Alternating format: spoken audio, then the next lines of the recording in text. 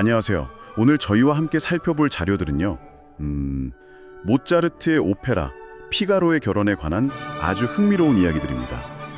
당신께서 공유해 주신 글들을 바탕으로요. 이 작품이 왜 처음엔 그 공연 금지 딱지까지 붙었는지, 또 어떻게 시대를 넘어서 이렇게 사랑받는 걸작이 되었는지 그 핵심을 한번 파헤쳐 보겠습니다. 네, 반갑습니다. 이 자료들을 보면 그 보마르시의 원작 희곡이 있잖아요. 그 희곡이 가진 어떤 도발적인 정치성에서부터 시작해서요.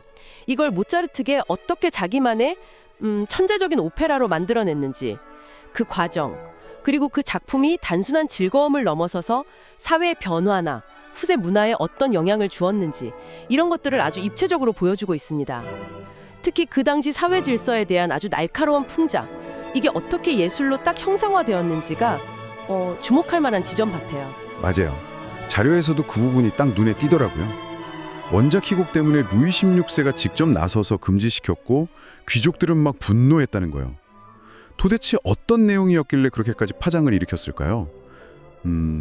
바로 그 지점부터 좀 자세히 들여다볼까요? 네, 핵심은 역시 당시 신분제 사회에 대한 정면 비판이었습니다. 보마리제 일곡은 뭐랄까 기울어가는 구체제하고 또 새롭게 막 부상하는 시민계급 사이의 긴장, 이런 걸 아주 적나라하게 그렸죠. 특히 그 하임 피가로의 대사, 귀족날이 그 잘난 신분, 재산, 지위, 그거 얻으려고 당신이 한 일이 대체 뭐여? 태어나는 수고 말고는. 바로 이 대목, 이게 당시 귀족 사회의 기반 자체를 그냥 흔들어버리는 발언이었고 왕이나 귀족들을 완전히 충격에 빠뜨렸던 거죠. 어떤 자료에서는 그 피가로라는 이름 자체에도 뭐랄까 상류층을 비웃는다, 이런 의미가 담겨 있다는 분석도 있더군요. 그래서 프랑스뿐만 아니라 오스트리아에서도 금지령이 내려졌군요.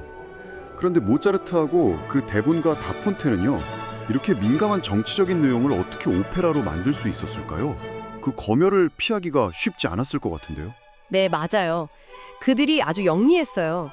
정치적인 메시지를 막 직접적으로 드러내기보다는 그 희극적인 장치 뒤에다가 살짝 숨겼죠. 예를 들면 그 봉건 악습이었던 초약권 있잖아요. 귀족이 영진의 여성의 결혼 첫날 밤을 차지할 권리요. 이걸 직접 다루는 대신에요. 약간 백작 부부의 권태기 문제처럼 코믹하게 비튼 거죠. 그런 식으로 각색을 했군요. 네.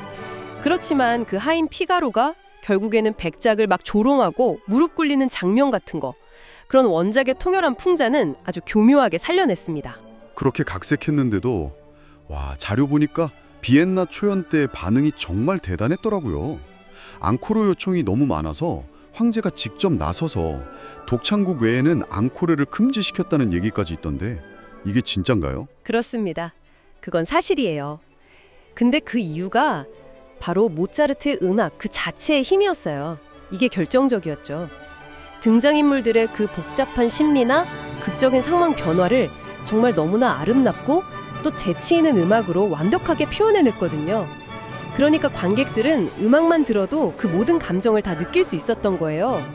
자료에서도 언급하듯이 오페라 전체 분위기를 딱 압축한 그 활기찬 서곡이라던가 아니면 영화 쇼생크 탈출 때문에 더 유명해진 편지 이중창 같은 곡들, 이런 곡들은 작품 자체를 넘어서서 오늘날까지도 독립적으로 계속 사랑받고 있죠. 네, 맞아요.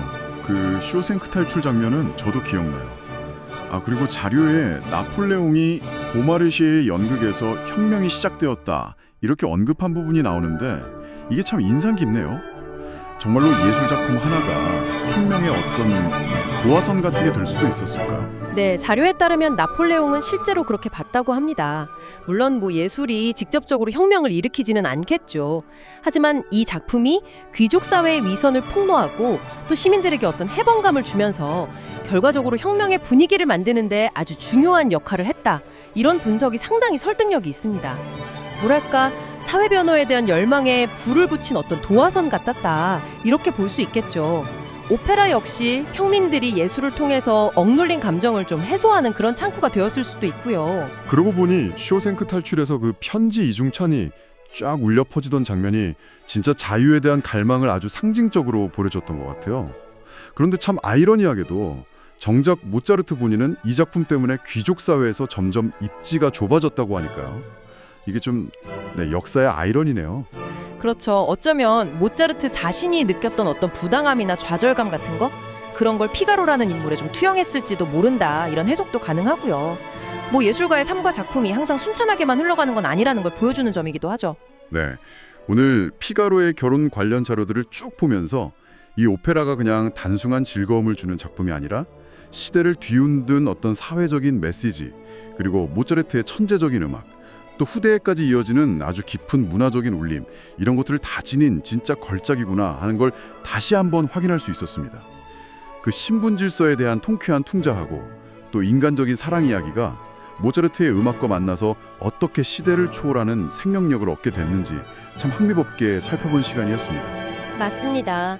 예술이 시대를 어떻게 담아내는지, 그리고 때로는 사회 변화를 이끌어내는 어떤 동력, 힘을 가질 수 있는지 이걸 정말 잘 보여주는 강력한 사례라고 생각해요.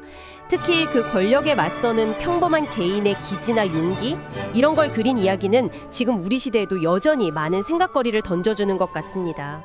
자, 오늘 저희가 짚어본 이런 내용들 외에도요, 당신께서는 이 작품의 어떤 면이 가장 인상 깊으셨나요?